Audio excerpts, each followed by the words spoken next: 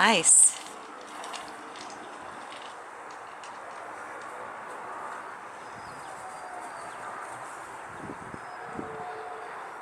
He can't see it. He doesn't know what you want. Good. Click him. Oh, you want him to G.I. Joe? No, I want to go like under. Oh, okay.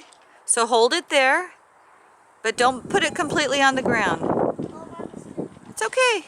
He doesn't mind. That's a good mistake in his mind.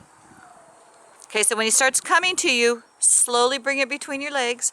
Go, go, go. Pull it through, pull it through, pull it through. Tell him to touch. Touch it. We'll have to work on that one.